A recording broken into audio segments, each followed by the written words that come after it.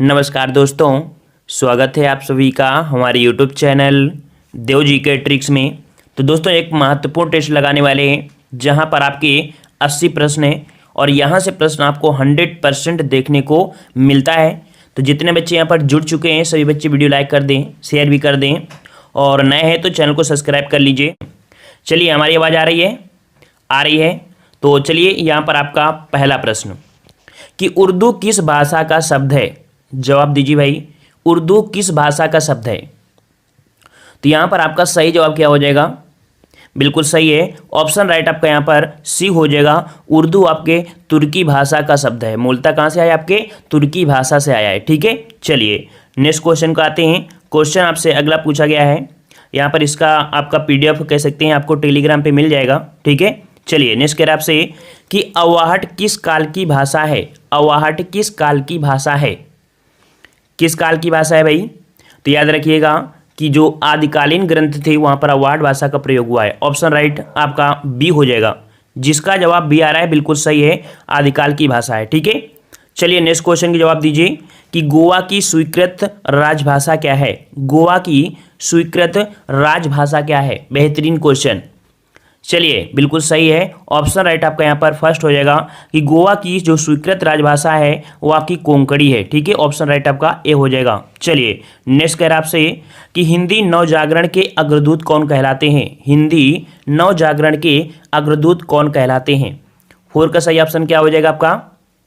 तो यहाँ पर हिंदी नवजागरण के अग्रदूत कौन हो जाएंगे? यहाँ पर आपका सही जवाब हो जाएगा option right B number, Bharatendu Harishchandra. ठीक है, भारतेंदु हरिश्चंद्र। अगर नव जागरण काल का अगर बोल देता तो आपका हो जाता कौन से?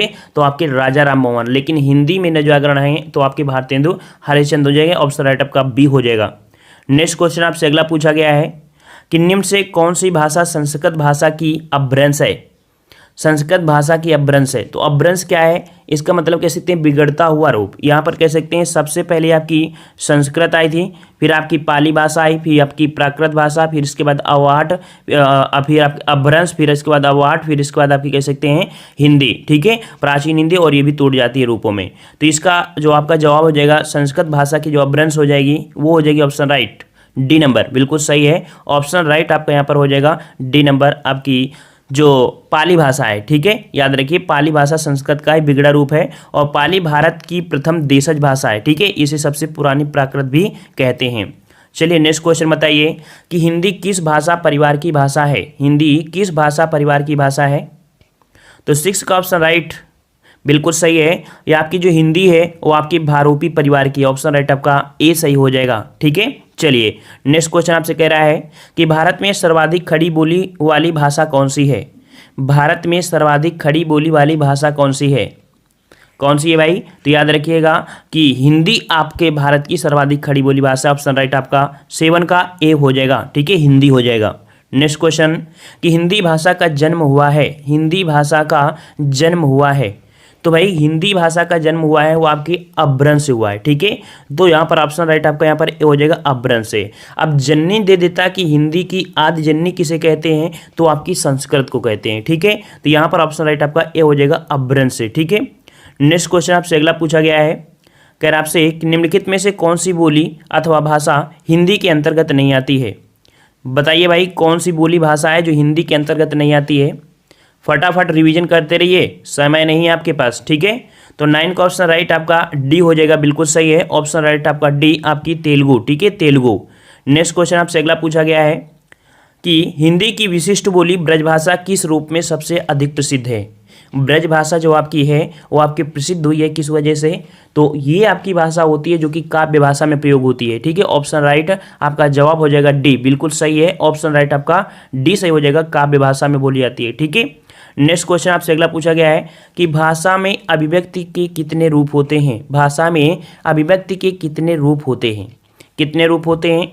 तो याद रखिएगा आपके भाषा में 3 रूप होते हैं। ऑप्शन राइट आपका बी हो जाएगा, 3 रूप हो जाएंगे। ये 3 रूप कौन होते हैं? तो यहाँ पर देख सकते हैं कि प्रथम आपका होता है मौखिक, दूसरी होती है लिखित और तीसरी होती है आपकी सांकेतिक भाषा होती है। ठीक है, और इसके बारे में सभी जानते हैं। नेक्स्ट क्वेश्चन आपका है कि भारतवर्ष में हिंदी को आप किस वर्ग में रखेंगे। ये क्वेश्चन अभी हाल ही में आपका जो एग्जाम हुआ था लोअर PCS वहाँ भी पूछा गया था काफ़ी बच्चों ने गलत कर दिया था। हम आपको बताते हैं कि हिंदी जो है वो राष्ट्रभाषा नहीं है, राजभाषा। याद रखिए, ऑप्शन राइट आपका फर्स्ट हो जाएगा राजभाषा, क्योंकि हिंदी को जब एक्सेप्ट किया गया था 343 अनुच्छेद के तहत, तब आपकी राजभाषा के रूप में और लिपि थी आपकी देवनागरी, उस रूप में किया गया था, ना कि राष्ट्रभाषा। राष्ट्र मतलब होता है कि पूरे देश की एक ही भाषा होनी चाहिए हिंदी, बल्कि हिंदी सिर्फ आपके भारत में 10 राज्यों में ही आपकी हिंदी बोली जाती है। इस प्रकार से आपका यहाँ पर ये हो जाएगा राजभाषा। ओके, क्लियर हुआ ना। चलिए नेक्स्ट कर आपसे ढूंढाही बोली है। ढूंढाही बोली है, तो भाई ढूंढाही बोली कहाँ पर बोली जाती है आपके,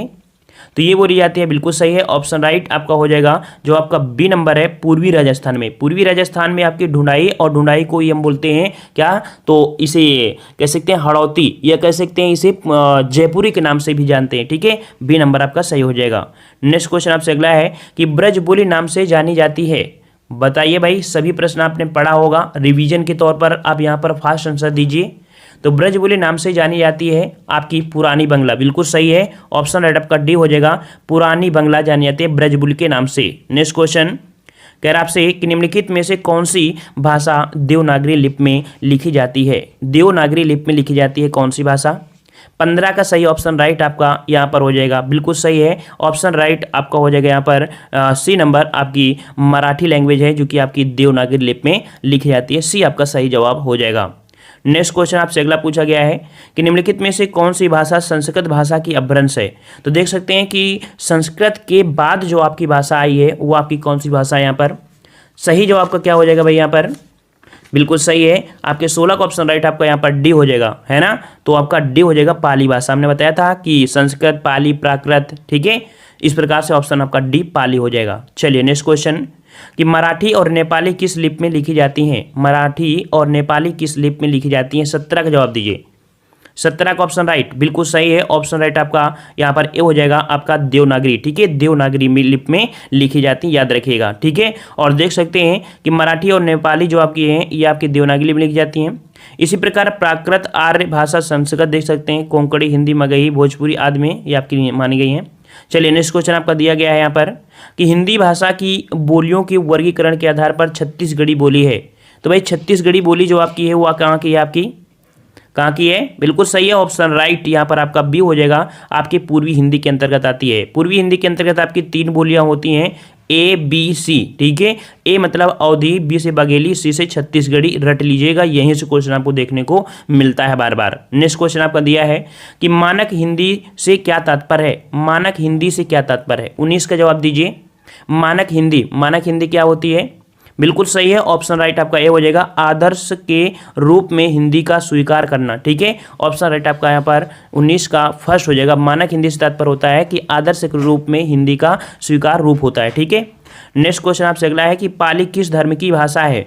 पाली किस धर्म की भाषा है, 20 का जवाब बिल्कुल सही है, पाली जो आपकी है वो आपके बौद्ध धर्म की है, ऑप्शन राइट आपका बी हो जाएगा, बौद्ध धर्म की है। ठीक है, याद रखिएगा कि जो पाली है वो बौद्ध धर्म की भाषा है, और जो प्राकृत भाषा थी वो आपकी जैन की है। ठीक है, जैन की। चलिए नेक्स्ट बताइए कि निर्गुण भक्ति धारा का संत कवि कौन है। निर्गुण भक्ति धारा का संत कवि कौन हो जाएगा। चलिए 21 का ऑप्शन राइट बिल्कुल सही जवाब आ रहा है, ऑप्शन राइट, निर्गुण भक्ति जो धारा के संत कवि हैं वो आपके हैं कबीर, ऑप्शन राइट यहाँ पर आपका बी हो जाएगा, कबीर हो जाएगा। ठीक है, वहीं देख सकते हैं जो तुलसीदास और सूरदास, मीरा, ये आपके सगुण भक्ति धारा से संबंधित थे। नेक्स्ट क्वेश्चन आपका है कि सैंधव का आशय निम्न से कौन नहीं है। सैंधव का जो अर्थ होता है या कह सकते हैं आशय होता है, क्या नहीं होगा। तो देखो यहाँ पर नमक, घोड़ा, समुद्री हो, लेकिन आपका सैंधव का आशय आपका सोना नहीं होता है, बिल्कुल सही है, ऑप्शन राइट आपका जवाब हो जाएगा बी। सैंधव का अर्थ आपका सोना नहीं होता बल्कि नमक, घोड़ा, समुद्री आपका होता है। ठीक है, चलिए नेक्स्ट क्वेश्चन आपसे अगला पूछा गया है, कह रहा आपसे अंधों की पढ़ने की लिपि क्या है। अंधों के पढ़ने की लिपि क्या है। तो जो अंधे लोग होते हैं वो पढ़ नहीं पाते हैं, उनके लिए लिपि का प्रयोग किया गया है, वो आपकी ऑप्शन राइट बिल्कुल सही जवाब है, ऑप्शन राइट आपका यहाँ पर ए हो जाएगा, ब्रेल। ठीक है, आपके नाम सुना होगा लुइस ब्रेल। लुइस ब्रेल ने एक कह सकते हैं एक लिपि खोजी थी जिसे ब्रेल लिपि कहा जाता है, इसीलिए कह सकते हैं कि आपका लुइस ब्रेल दिवस भी मनाया जाता है। ठीक है, तो जो कि 4 जनवरी को होता है। ठीक है, तो इसका ऑप्शन आपका यहाँ पर आंसर आपका हो जाएगा ए नंबर हो जाएगा। ठीक है, इससे हाथों के स्पर्श ज्ञान होते हैं, जो अंधे लोग होते हैं ना तो वो ऐसे सर्च कर लेते हैं और उसी के अनुसार वो बता देते हैं कि यहाँ पर क्या लिखा है। ठीक है, चलिए नेक्स्ट क्वेश्चन आपसे अगला पूछा गया है कि पायो जी मैंने राम रतन धन पायो, ये किसकी पंक्ति है। बताइए भाई, पायो जी मैंने राम रतन धन पायो, ये किसकी पंक्ति है? बिल्कुल सही जवाब है यहाँ पर ऑप्शन राइट, बिल्कुल सही है ऑप्शन राइट, आपका बी हो जाएगा। ये मीरा जी के है, ठीक है, मीरा जी है, ये भक्ति साधना से आपके संबंधित पंक्ति है। चलिए अगला बताइए, भारत का शेक्सपियर किसे कहा जाता है? भारत का शेक्सपियर किसे कहा जाता है? 25 का ऑप्शन राइट, बिल्कुल सही है यहाँ पर ऑप्शन राइट आपका हो जाएगा आपका बी नंबर, कालिदास, ठीक है, कालिदास को भारत का शेक्सपियर कहा जाता है, याद रखिएगा, ठीक है। नेक्स्ट क्वेश्चन आपसे अगला पूछा गया है कि यहाँ पर कि अधिकतर भारतीय भाषाओं का विकास किस लिपि से हुआ है? अधिकतर भारतीय भाषाओं का विकास किस लिपि से हुआ है? 26 का जवाब, 26 का बिल्कुल सही है ऑप्शन राइट, आपका यहाँ पर डी हो जाएगा, आपकी ब्राह्मी लिपि से हुआ है, ठीक है, ब्राह्मी लिपि से हुआ है। अधिकतर जो जितनी भी भारतीय भाषाएं हैं इनका विकास ब्राह्मी लिपि से ही हुआ है। नेक्स्ट क्वेश्चन कि हिंदी भाषा किस लिपि में लिखी जाती है? हिंदी भाषा किस लिपि में लिखी जाती है? भाई किस लिपि में लिखी जाती है? बिल्कुल सही है ऑप्शन राइट, आपका सी हो जाएगा, आपकी देवनागरी लिपि में, ठीक है। नेक्स्ट क्वेश्चन कि वर्तमान हिंदी का प्रचलित रूप क्या है? वर्तमान हिंदी का प्रचलित रूप क्या है? देखिए प्रश्न जरूर सरल होंगे, इसलिए हम यहाँ पर स्पीड में हैं, क्योंकि आप जब रिवीजन कर रहे होते हैं तो आपको हर प्रकार के प्रश्न मिलेंगे, कठिन भी मिलेंगे, सरल भी मिलेंगे, ठीक है। और जब इतना पढ़ लिए हो तो आपको हिंदी तो सरल लगेगी ही, ठीक है। चलिए वर्तमान हिंदी का प्रचलित रूप है वो आपका है, बिल्कुल सही है ऑप्शन राइट, आपका सी हो जाएगा, आपकी खड़ी बोली, खड़ी बोली। नेक्स्ट क्वेश्चन कि हिंदी भाषा की बोलियों के वर्गीकरण के आधार पर छत्तीसगढ़ी बोली है। अभी हमने बताया था कि जो छत्तीसगढ़ी बोली आती है आपकी पूर्वी हिंदी के अंतर्गत आती है, बिल्कुल सही है ऑप्शन राइट, आपका यहाँ पर ए हो जाएगा, पूर्वी हिंदी के अंतर्गत आती है, ठीक है। चलिए नेक्स्ट क्वेश्चन आपका है ब्रज भाषा है। ब्रज भाषा है तो भाई कैसी भाषा है? ब्रज भाषा कहाँ की है? बिल्कुल सही है ऑप्शन राइट, आपका बी हो जाएगा। ब्रज भाषा जो आपकी है वो आपकी पश्चिमी हिंदी के अंतर्गत आती है, ठीक है, पश्चिमी हिंदी के अंतर्गत। नेक्स्ट क्वेश्चन आपका है मिलिंद पन्हो क्या है? ये क्वेश्चन आपके यूपीपीसीएस में क्वेश्चन पूछा गया है और हर एग्जाम में पूछा जाता है, चाहे जीएस का हो चाहे हिंदी, वो आपका कॉमन है कि ये आपका ये वर्ड आपका देखने को मिलता है। तो मिलिंद पन्हो है क्या? तो ये जो आपका है ये आपका पाली ग्रंथ है, ठीक है, क्या है? तो आपका ये बौद्ध जी के पाली ग्रंथों में से आपका है मिलिंद पन्हो, ठीक है, ये आपके बौद्ध धर्म से संबंधित है। नेक्स्ट क्वेश्चन कि सूर्यकांत त्रिपाठी निराला को कैसा कवि माना जाता है? बताइए भाई, सूर्यकांत त्रिपाठी निराला को कैसा कवि माना जाता है? तो भाई याद रखिएगा, सूर्यकांत त्रिपाठी निराला को क्रांतिकारी कवि माना जाता है, ठीक है, ऑप्शन राइट आपका ये हो जाएगा, क्रांतिकारी आपका माना जाता है, ठीक है। चलिए नेक्स्ट क्वेश्चन आपसे कहा गया है कि अवधि शब्द का अर्थ क्या है? अवधि शब्द का अर्थ, तो भाई अवधि शब्द का अर्थ होता है, बिल्कुल सही है ऑप्शन राइट आपका ये हो जाएगा, अवध की भाषा, ठीक है, अवध की भाषा मतलब अवधि शब्द का अर्थ है अवध की भाषा से, जो अवध क्षेत्र में बोली जाती है, ठीक है। चलिए नेक्स्ट क्वेश्चन आपसे अगला पूछा गया है कि गुरुमुखी किस भाषा की लिपि है? गुरुमुखी किस भाषा की लिपि है? यहाँ पर 34 का सही जवाब, बिल्कुल सही है यहाँ पर 34 का ऑप्शन राइट आपका हो जाएगा पंजाबी, ठीक है, ए नंबर आपका हो जाएगा। गुरुमुखी किस भाषा की लिपि है? तो आपकी पंजाबी है, ठीक है, पंजाबी। जिस प्रकार से हिंदी आपकी देवनागरी है उसी प्रकार से जो पंजाबी है वो आपकी गुरुमुखी से है ये। नेक्स्ट क्वेश्चन कि खड़ी बोली के सर्वप्रथम कवि माने जाते हैं। खड़ी बोली के सर्वप्रथम कवि कौन से माने जाते हैं? 35 का सही ऑप्शन, तो बिल्कुल सही है 35 का ऑप्शन राइट आपका बी हो जाएगा, ये आपके हैं अमीर खुसरो, ठीक है, अमीर खुसरो ऑप्शन राइट आपका ए हो जाएगा, ठीक है। और देख सकते हैं कि जो खड़ी बोली अर्थात हिंदू और उर्दू के सर्वप्रथम कवि आपके माने जाते हैं आपके अमीर खुसरो ही माने जाते हैं। नेक्स्ट क्वेश्चन कि सबसे पहले आत्मकथा हिंदी में किसने लिखी थी? चलिए काफ़ी प्यारा क्वेश्चन है, तो यहाँ पर देख सकते हैं कि सबसे पहले आत्मकथा जो कि हिंदी में लिखी थी किसने लिखा था? तो यहाँ पर आपका सही जवाब हो जाएगा ऑप्शन राइट ए नंबर, बिल्कुल सही है ऑप्शन राइट आपका फर्स्ट हो जाएगा, श्याम सुंदर दास, ठीक है, श्याम सुंदर दास, इन्होंने लिखा था कि मेरी आत्मकथा कहानी, उनकी आत्मकथा है, ठीक है। नेक्स्ट क्वेश्चन आपका अगला है कि आदिकाल को वीरगाथा काल किसने कहा है? आदिकाल को वीरगाथा काल किसने कहा है? चलिए यहाँ पर ऑप्शन राइट 37 का बिल्कुल सही है, आदिकाल को वीरगाथा काल का है आपकी पंडित रामचंद्र शुक्ल, ऑप्शन राइट आपका सी हो जाएगा, आपके रामचंद्र शुक्ल। नेक्स्ट क्वेश्चन कह रहा है आपसे यहाँ पर, हाँ देख सकते हैं यहाँ पर ये क्वेश्चन आपसे पूछे जाते हैं कि आदिकाल को जॉर्ज गियर्सन ने चारण काल कहा है, ठीक है, चारण काल जो कहा गया किसने कहा था? तो जॉर्ज गियर्सन ने। और आचार्य रामचंद्र शुक्ल ने वीरगाथा काल कहा है, राम कुमार वर्मा ने संधि काल कहा है, ठीक है, और मित्र बंधु ने प्रारंभिक काल कहा है, और राहुल सक्रेतिया ने इसे सिद्ध सामंत काल कहा है। तो ये रट लीजिए, एक नंबर आपको मिल जाएगा, ठीक है। चलिए नेक्स्ट कह रहे हैं अमीर खुसरो का समय क्या है? अमीर खुसरो का समय क्या, अर्थात अमीर खुसरो किस समय के लगभग करीब थे? तो ये आपके थे ऑप्शन राइट आपका सी, आपके 13वीं शताब्दी में। याद रखिए, यहाँ से क्वेश्चन आपका बनने की संभावना है कि अमीर खुसरो का जन्म कहाँ हुआ था, तो आपके 1254 ईस्वी में उत्तर प्रदेश के एटा जिले के पटियाली गांव में हुआ था। ठीक है, इनका वास्तविक नाम था अबुल हसन। ठीक है, इनका वास्तविक नाम था अबुल हसन। चलिए नेक्स्ट क्वेश्चन, खड़ी बोली में सर्वप्रथम लोक कवि कौन माने जाते हैं? खड़ी बोली में सर्वप्रथम लोक कवि कौन माने जाते हैं? 39 का ऑप्शन राइट, तो यहाँ पर 39 का ऑप्शन राइट बिल्कुल सही है। ऑप्शन राइट आपका 39 का डी हो जाएगा, मैथिली शरण गुप्त माने जाते हैं। ठीक है, डी नंबर आपका हो जाएगा, मैथिली शरण गुप्त सर्वप्रथम लोक कवि आपके माने जाते हैं। ठीक है, चलिए नेक्स्ट क्वेश्चन का आते हैं। क्वेश्चन आपसे अगला है, हाँ एक शब्द होता है कोमल स्वरूप, कोमल रूप वाले आप सुमित्रानंद को बोला जाता है। ठीक है, चलिए अगला है कि जायसी ने किस भाषा में रचना की है? जायसी ने किस भाषा में रचना किया है? 40 का सही जवाब क्या हो जाएगा?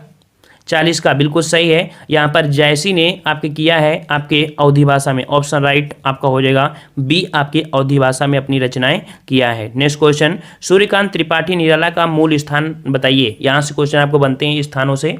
तो यहाँ पर सूर्यकांत त्रिपाठी निराला बिल्कुल सही है। यहाँ पर जो सूर्यकांत त्रिपाठी निराला है ये आपके इलाहाबाद से हैं। ऑप्शन राइट आपका बी हो जाएगा, इलाहाबाद, ये कह सकते हैं वर्तमान नाम क्या, प्रयागराज आपका हो जाएगा। ठीक है, चलिए नेक्स्ट क्वेश्चन आपसे अगला है, साधुकड़ी किसकी भाषा है? साधुकड़ी किसकी भाषा है? 42 का जवाब, 42 का सही जवाब बिल्कुल सही है। साधुकड़ी किसकी भाषा है? तो आपके कबीर जी की है। ठीक है, ऑप्शन राइट आपका सी हो जाएगा, आपके कबीर। इन्होंने कह सकते हैं कि अनेक विचारों से ज्ञान लिया है। ठीक है, और कई प्रकार का ज्ञान भी था, इन्हें कई भाषाओं का ज्ञान था, तो इस प्रकार से इन्हें साधुकड़ी या कह सकते हैं खिचड़ी के नाम से जाना जाता है इनकी भाषा को। ठीक है, कृष्ण भक्ति का प्रथम और प्रधान ग्रंथ कौन सा है? कृष्ण भक्ति का प्रथम और प्रधान ग्रंथ कौन हो जाएगा? चलिए 43 का ऑप्शन बिल्कुल सही है। ऑप्शन राइट आपका फर्स्ट हो जाएगा, जो आपका गीता है। ठीक है, गीता है ये आपके कह सकते हैं कृष्ण भक्ति का प्रथम प्रधान ग्रंथ आपका माना जाता है। ठीक है, इसमें ज्ञान धर्म और कर्म समन्वय का भी आपका है। ठीक है, चलिए नेक्स्ट क्वेश्चन आपका दिया गया है कि रामचरितमानस में कितने सोपान हैं? चलिए ये क्वेश्चन आपसे बार बार पूछ रहा है। ठीक है, मतलब कह सकते हैं कितने सर्ग होते हैं। ठीक है, तो यहाँ पर आपका सही जवाब हो जाएगा 44 का ऑप्शन राइट बिल्कुल सही है। आपके 7 सर्ग होते हैं। कौन कौन से 7 सर्ग होते हैं? तो यहाँ पर देख सकते हैं कि आपके यहाँ पर अब सबसे पहले आपका बालकांड होता है, फिर अयोध्या कांड होता है, फिर अरण्य कांड होता है, किष्किंधा कांड होता है, सुंदर कांड होता है, लंका कांड और आपका यहाँ पर उत्तर कांड, जिसे हम कह सकते हैं कि 7 कांड हो गए। ठीक है, तो इस प्रकार से आपका ये हुआ कंप्लीट। ठीक है, नेक्स्ट क्वेश्चन कि कबीर के प्रमुख शिष्य थे, कबीर के प्रमुख शिष्य थे कौन थे भाई? तो कबीर के प्रमुख शिष्य थे आपके ऑप्शन राइट बी नंबर। ठीक है, जिसका जवाब बी आ रहा है बिल्कुल सही है, धर्मदास। ठीक है, कबीरदास जी निर्गुण भक्ति काव्य धारा के कवि थे और उनके शिष्यों में प्रमुख थे आपके धर्मदास थे। ठीक है, और यहाँ पर जिन्होंने कबीर वाणी का संकलन किया था। ठीक है, कबीर वाणी का संकलन किसने किया था? तो आपके धर्मदास ने किया था। ठीक है, नेक्स्ट क्वेश्चन आपका दिया है कि कबीरदास जी की किस भाषा के कवि हैं? कबीरदास जी जो हैं वो किस शाखा के कवि हैं? सॉरी, किस शाखा के कवि हैं? तो किस शाखा के हैं? बिल्कुल सही है, ऑप्शन राइट आपका ये हो जाएगा ज्ञानाश्रयी शाखा के। ठीक है, ज्ञानाश्रयी शाखा। नेक्स्ट क्वेश्चन आपसे अगला है, मगही किस उपभाषा की बोली है? मगही किस उपभाषा की बोली है? 47 का जवाब, 47 बिल्कुल सही है। 47 का ऑप्शन राइट यहाँ पर जवाब हो जाएगा आपका बिल्कुल सही है। 47 का ऑप्शन राइट यहाँ पर आपका हो जाएगा डी, आपके बिहारी हिंदी के अंतर्गत आती है, डी नंबर आपका हो जाएगा। नेक्स्ट क्वेश्चन कि हिंदी खड़ी बोली किस अपभ्रंश से विकसित हुई है? हिंदी खड़ी बोली किस अपभ्रंश से विकसित हुई है? 48 का सही ऑप्शन, 48 का सही ऑप्शन बिल्कुल सही है। ऑप्शन राइट आपका सी हो जाएगा, आपके सौर श्रेणी से अपभ्रंश से आई है। ठीक है, सौर श्रेणी अपभ्रंश से। नेक्स्ट क्वेश्चन है कि भाषा के आधार पर भारतीय राज्यों की पुनः संरचना की गई। भाषा के आधार पर भारतीय राज्यों की पुनः संरचना की गई थी, कब की गई थी? तो पुनर्संरचना या पुनर्गठन कह सकते हैं। तो ये आपकी हुई थी 1956 में। पुनर्गठन की बात करें तो 1956 होगा, याद रखिएगा। ऑप्शन राइट आपका डी सही हो जाएगा। नेक्स्ट क्वेश्चन आपसे पूछा गया है कि भाषाई आधार पर सर्वप्रथम किस राज्य का गठन हुआ था? भाषाई आधार पर सर्वप्रथम किस राज्य का गठन हुआ था?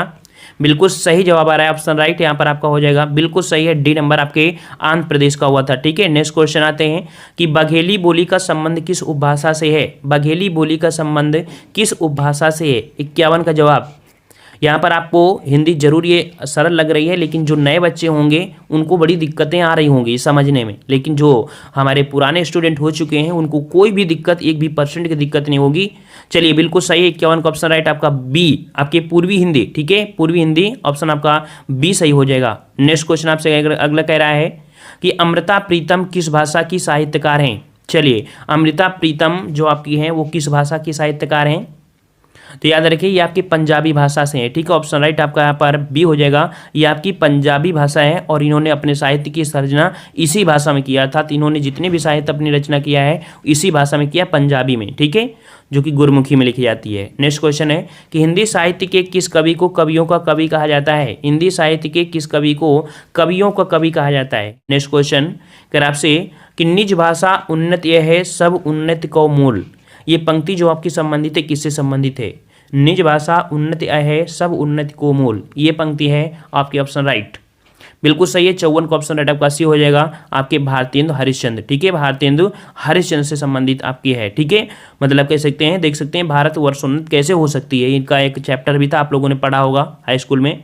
चलिए अगला है कि गुरु गोविंद दोऊ खड़े काके लागो पाए बलिहारी गुरु आपने गोविंद दियो बताए। ये जो पद्यांश है इसके रचयिता आपसे पूछा है, तो यहाँ पर आपका सही जवाब क्या हो जाएगा? 55 का। यहाँ पर जवाब बिल्कुल सही है, ये आपकी कबीरदास जी की पंक्ति है, ठीक है, कबीरदास जी की पंक्ति है, ऑप्शन राइट आपका सी हो जाएगा। और जो बीजक से ली गई है, ये आपकी कहाँ से ली गई है? आपके बीजक से ली गई है। नेक्स्ट क्वेश्चन कि निम्न से राष्ट्र कवि कहलाता है, बताइए भाई राष्ट्र कवि किसे कहते हैं? तो यहाँ पर राष्ट्र कवि की जो संज्ञा दी गई है तो आपकी दी गई है ऑप्शन राइट आपका सी, आपके मैथिली शरण गुप्त को, ठीक है, सी नंबर आपका हो जाएगा। मैथिली शरण गुप्त को राष्ट्र कवि कहा जाता है। और ये कब से? तो कह सकते हैं उनकी प्रसिद्ध रचना आपके साकेत, तो उनकी साकेत उनकी प्रसिद्ध रचना है, ठीक है। नेक्स्ट क्वेश्चन आपसे अगला है कि अंधा युग किसकी रचना है? अंधा युग किसकी रचना है? 57 का जवाब दीजिए। अंधा युग किसकी रचना है? बिल्कुल सही है, अंधा युग आपके है धर्मवीर भारती, ऑप्शन राइट आपका जवाब हो जाएगा ए नंबर, धर्मवीर भारती की रचना है, ठीक है। और जैसे गुनाहों का देवता, इनकी एक प्रतिष्ठित आपकी कृति है गुनाहों का देवता, ये भी आपके कह सकते हैं धर्मवीर भारती की ही है। नेक्स्ट क्वेश्चन, विद्वान शब्द का स्त्रीलिंग होगा, विद्वान शब्द का स्त्रीलिंग, 58 का जवाब दीजिए। विद्वान शब्द का स्त्रीलिंग बिल्कुल सही है, विद्वान का आपका स्त्रीलिंग होता है विदुषी, ऑप्शन राइट आपका ए हो जाएगा, विदुषी हो जाएगा, बिल्कुल सही है, ए नंबर विदुषी हो जाएगा। नेक्स्ट क्वेश्चन आपसे अगला पूछा गया है हिंदी में मूल रूप से कितने वर्ड होते हैं? चलिए जवाब दीजिए, हिंदी में मूल रूप से जो वर्ड होते हैं कितने होते हैं आपके? तो जवाब हो जाएगा ऑप्शन राइट आपका ए, कितने होते हैं भाई? तो आपके कह सकते हैं 52 वर्ड होते हैं, जिसमें से आपके 13 स्वर होते हैं, लेकिन 13 स्वर में आपके जो मूल स्वर होते हैं आपके 11 होते हैं, ठीक है। और साथ में 4 आपके संयुक्त वर्ण भी आपके सम्मिलित होते हैं, ठीक है। लेकिन वर्णमाला में जो काउंट होते हैं तो आपके अंक और आहा को भी यहाँ पर काउंट किया जाता है, ठीक है। नेक्स्ट क्वेश्चन आपसे अगला पूछा गया है कि राम अयोध्या के राजा थे में कौन सा चिन्ह प्रयुक्त हुआ है? राम अयोध्या के राजा थे, यहाँ पर जो चिन्ह है वो आपका कौन सा चिन्ह है? जवाब दीजिए। तो यहाँ पर आपका जवाब हो जाएगा कौन सा? देख सकते हैं यहाँ पर आपका जवाब हो जाएगा आपका, हाँ देखिए ऑप्शन तो आपका है नहीं है क्योंकि ये जो इन्वर्टेड कामा है तो ये तो आपका है नहीं है, तो इसके अनुसार से आपका यहाँ पर जो ये पूर्ण विराम लगा है तो पूर्ण विराम आपका हो जाएगा ऑप्शन राइट बी नंबर आपका हो जाएगा पूर्ण विराम, ठीक है, इसके अनुसार से। वैसे ये जो आपके हैं उद्धरण चिन्ह, इनको क्या बोलते हैं? उद्धरण चिन्ह। ये सिंगल होते हैं और डबल भी होते हैं, जिनको बोलते हैं inverted comma, single inverted double inverted, वही आपके हैं। तो इन्वर्टेड कामा तो आपका है नहीं, तो इस प्रकार से हम लोग कह सकते हैं कि आपका पूछा गया था आपका इसके वाले जो आपका पूर्ण विराम है, ठीक है, इसके अनुसार से आपको लगाना है प्रश्न के अनुसार से, ठीक है, पूर्ण विराम। वैसे अगर आपका पूर्ण विराम के साथ आपका अगर यहाँ पर एक और होता आपका उद्धरण चिन्ह, तो उद्धरण चिन्ह लगा देते क्योंकि फोकस आपका इन पर हुआ है, ठीक है, तो इसके अनुसार से हो जाता। चलिए नेक्स्ट क्वेश्चन आपसे अगला पूछा गया है, वह चलते चलते रुक गया, वह चलते चलते रुक गया, यह वाक्य आपका कैसा है भाई? चलते चलते रुक गया, यहाँ पर आपका 61 का ऑप्शन राइट बिल्कुल सही है, ये आपका हो जाएगा कह सकते हैं आपके डी नंबर, ये क्रिया विशेषण है, ठीक है। कैसा है आपका? वह चलते चलते रुक गया, ये आपका क्रिया विशेषण, ऑप्शन राइट आपका डी हो जाएगा। नेक्स्ट क्वेश्चन आपसे अगला है, कौनते कहा जाता है? कौनते कहा जाता है, किसे कहा जाता है? आपके 62 का ऑप्शन राइट, कौनते कहा जाता है, बिल्कुल सही है, ये आपके कहा जाता है ऑप्शन राइट आपका ए, आपके अर्जुन, ठीक है। याद रखिए कौनते शब्द अर्जुन के लिए प्रयुक्त हुआ है और कौनते का आशय आपका कुंती का पुत्र होता है, ना कि कुंती हो, ठीक है। तो कौनते का अर्थ होता है कुंती का पुत्र होता है, ठीक है। नेक्स्ट क्वेश्चन कह रहा आपसे, निम्न से कौन सा शब्द बौद्ध भिक्षु का अर्थ देता है? बताइए भाई, बौद्ध भिक्षु का जो अर्थ देगा कौन सा आपका देगा यहाँ पर? बिल्कुल सही है, यहाँ पर बौद्ध भिक्षु का जो अर्थ होता है आपका श्रामण, ठीक है, ऑप्शन राइट आपका बी हो जाएगा श्रामण, ठीक है, माँ शब्द होगा। चलिए अगला है कि महाभारत में पार्थ का प्रयोग किसके लिए किया गया है? महाभारत में पार्थ शब्द का प्रयोग किसके लिए किया गया है? 64 का ऑप्शन राइट बिल्कुल सही है, आपका ऑप्शन राइट आपका यहाँ पर बी हो जाएगा, आपके अर्जुन के लिए। आपने महाभारत सुना देखा होगा, तो तो उसमें आपके कृष्ण जो होते हैं वो आपको हमेशा दिखते हैं, बोलते हैं हे पार्थ, बोलते हैं। ठीक है, चलिए नेक्स्ट क्वेश्चन आपसे अगला पूछा गया है कि विद्वान व्यक्ति पूज्य होते हैं, विद्वान व्यक्ति पूज्य होते हैं में प्रयुक्त विशेषण बताइए। विद्वान व्यक्ति पूज्य होते हैं, यहाँ पर प्रयुक्त विशेषण हो जाएगा ऑप्शन राइट, बिल्कुल सही है। 65 का ऑप्शन राइट आपका बी हो जाएगा। आपके विद्वान व्यक्ति पूज्य होते हैं, अर्थात गुण होता है इस कारण, तो अर्थात कह सकते हैं गुणवाचक विशेषण हो जाएगा। ठीक है, गुणवाचक विशेषण। नेक्स्ट क्वेश्चन आपसे पूछा गया है भोजपुरी बोली कहाँ बोली जाती है, भोजपुरी बोली कहाँ बोली जाती है। 66 का जवाब दीजिए, भोजपुरी, बिल्कुल सही है। यहाँ पर देख सकते हैं भोजपुरी जो आपका हो जाएगा, यहाँ पर इलाहाबाद है, बदायूं है, लखनऊ है और फैजाबाद। तो यहाँ पर कह सकते हैं कि भोजपुरी बोली उत्तर प्रदेश में नेपाल की सीमा से लेकर देखा जाए छोटा नागपुर तक बोली जाती है। तो उसके अनुसार से देखा जाए तो मिर्ज़ापुर, वाराणसी, जौनपुर, फैजाबाद जिले इसके पश्चिम तक आपको पहुँच जाता है। वैसे जो अवध की है तो आपकी कह सकते हैं अवध की अवधि होती है, लेकिन फिर भी आपका जो फैजाबाद क्षेत्र में कुछ आपका जो है, ठीक है, जो कि कह सकते हैं आपकी मिर्ज़ापुर साइड से जुड़ी हुई है, तो वो आपके यहाँ पर हो जाएगा ए नंबर। ठीक है, चलिए, और यहाँ पर कह सकते हैं नेक्स्ट क्वेश्चन को और कह रहा आपसे यहाँ पर कि भोजपुरी बोली देखिए उत्तर प्रदेश के नेपाल की सीमा से लेकर दक्षिण में छोटा नागपुर तक बोली जाती है। ठीक है, ये आपका जवाब हो जाएगा। हाँ, अगर हम लोग यहाँ पर कह सकते हैं अगर कि इलाहाबाद, ठीक है, इलाहाबाद से हम लोग जब जाते हैं, ठीक है, उधर साइड में, तब आपकी कह सकती है ये भोजपुरी बोली जाने लगती है। ठीक है, तो जो लोग इस साइड में हो तो कमेंट जरूर कर दीजिएगा, ठीक है, अगर त्रुटि हो तो। चलिए नेक्स्ट क्वेश्चन आपसे अगला पूछा गया है कि हिंदी शब्द की उत्पत्ति फारसी प्रभाव के अंतर्गत किस शब्द से हुई है। हिंदी शब्द की उत्पत्ति फारसी प्रभाव के अंतर्गत किस शब्द से हुई है। 67 का जवाब हो जाएगा ऑप्शन राइट, यहाँ पर बी नंबर। ठीक है, तो हिंदी शब्द की उत्पत्ति फारसी भाषा के अंतर्गत आपके सिंधु शब्द से हुई है। ठीक है, सिंधु शब्द से। हमने बताया था कि जो फारसी या ईरानी लोग जो आए थे, कौन आए थे, फारसी या ईरानी, अर्थात जो आपकी हिंदी आई है वो फारसी और जिन्हें हम लोग ईरानी बोलते थे उन्हीं की देन है। वो लोग आपके जब आते थे तो आपके भारत में जो नदी है सिंधु, तो वो लोग सा को हा बोलते थे, तो सिंधु नहीं बोलते थे, वो हिंदू बोलते थे। इस प्रकार से आपकी हिंदी का जन्म हुआ था। ठीक है, चलिए नेक्स्ट क्वेश्चन आपसे अगला है नीचे जल था ऊपर हिम था, एक तरल था एक सघन था, किसकी पंक्ति है। ये पंक्ति किसकी है। 68 का ऑप्शन राइट, ये आपके ऑप्शन राइट आपका डी, आपके जयशंकर प्रसाद की है। डी नंबर आपका हो जाएगा जयशंकर प्रसाद। नेक्स्ट क्वेश्चन कृष्ण कहाँ के राजा थे, कृष्ण कहाँ के राजा थे। कुछ भी मुमकिन है आपके एग्जाम में। ठीक है, तो यहाँ पर आपका हो जाएगा ऑप्शन राइट 69 का ऑप्शन राइट आपका सी, आपके द्वारिका के थे। ठीक है, देखो पूछा गया राजा कहाँ के थे। ठीक है, मथुरा मत लगा देना क्योंकि कंफ्यूज कर देगा आपको। ठीक है, तो यहाँ पर द्वारिका के राजा थे। ठीक है, द्वारिका के राजा थे। ओके, चलिए नेक्स्ट क्वेश्चन का आते हैं। क्वेश्चन आपसे अगला पूछा गया है किसे विदेह कहा जाता है, किसे विदेह कहा जाता है। 70 का जवाब दीजिए, विदेह किसे कहते हैं। तो याद रखिए आपके राजा जनक को कहा जाता है। ठीक है, ए नंबर, राजा जनक को आपका विदेह कहा जाता है। 70 का ऑप्शन राइट आपका ए हो जाएगा, राजा जनक। ठीक है, चलिए नेक्स्ट क्वेश्चन आपसे अगला है, कर आपसे प्राकृत किसकी भाषा है। प्राकृत किसकी भाषा है, अभी हमने बताया था जो प्राकृत भाषा थी वो आपकी जो जैन थे उनकी थी। ऑप्शन राइट आपका जवाब बी हो जाएगा, जैनियों की थी। ठीक है, चलिए पाली भाषा बौद्धों की और आर्यों की भाषा थी संस्कृत। चलिए प्रेम सागर किसकी कृति है, प्रेम सागर किसकी कृति है। 72 का जवाब दीजिए। चलिए प्रेम सागर किसकी कृति है, बिल्कुल सही है, ऑप्शन राइट आपका यहाँ पर प्रेम सागर आपके हो जाएगा लल्लू लाल। ठीक है, ऑप्शन राइट आपका ए हो जाएगा, आपके लल्लू लाल की कृति है आपकी प्रेम सागर। नेक्स्ट क्वेश्चन गोबर किस उपन्यास का पात्र है, गोबर किस उपन्यास का पात्र है। 73 का जवाब दीजिए, यहाँ पर 73 बिल्कुल सही है, गोबर आपके गोदान का प्रिपात्र है। ऑप्शन राइट आपका यहाँ पर बी हो जाएगा, गोदान। ठीक है, गोदान। और नेक्स्ट क्वेश्चन का आते हैं। क्वेश्चन आपसे अगला पूछा गया है, यहाँ पर कह रहे आपसे कि निम्न से प्रसिद्ध छायावादी लेखक का नाम बताइए। बताइए भाई इनमें से छायावादी कवि कौन से हैं, कौन से लेखक आपकी छायावादी हैं। यहाँ पर ऑप्शन राइट 74 का ऑप्शन राइट बिल्कुल सही है, महादेवी वर्मा। ठीक है, जो महादेवी वर्मा है वो आपकी छायावादी की प्रसिद्ध लेखिका हैं। और अन्य देखा जाए छायावादी लेखकों में तो आपके जयशंकर भी होते हैं, सुमित्रानंद पंत भी होते हैं और आपके राय कृष्णदास, ये सभी आपके किस में छायावादी युग में होते हैं, अर्थात काल में है। ठीक है, चलिए अगला क्वेश्चन जवाब दीजिए। रानी केतकी की कहानी ये किसकी कृति है, रानी केतकी की कहानी किसकी कृति है। बिल्कुल सही है, रानी केतकी की कहानी है आपके सैयद इंसा अल्लाह खां, अर्थात मुंशी ईसा अल्लाह खां होता है ना। ऑप्शन राइट आपका यहाँ पर सी हो जाएगा, मुंशी ईसा अल्लाह खां। ठीक है, चलिए नेक्स्ट क्वेश्चन आपसे अगला पूछा गया है कि जयसी किस धारा के कवि थे। जयसी आपने सुना होगा और हमने अभी आपको इसी वीडियो में बताया भी है। जयसी जो आपके हैं वो किस धारा के कवि हैं।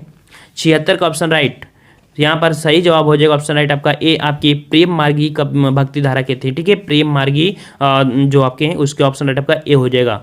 नेक्स्ट क्वेश्चन कि प्रेमचंद शताब्दियों में पददिल अपमानित और उपेक्षित कृषकों की आवाज थे, ये कथन आपका जो है वो किसका दिया गया है? प्रेमचंद शताब्दियों से पदलित अपमानित और उपेक्षित कृषकों की आवाज थी, ये आपका कथन किसका है? 74 का जवाब, 74 का ऑप्शन राइट बिल्कुल सही है। ऑप्शन 77 का जवाब हो जाएगा आपका ए नंबर आपके संपूर्णानंद की है। ठीक है, संपूर्णानंद जी का है कथन।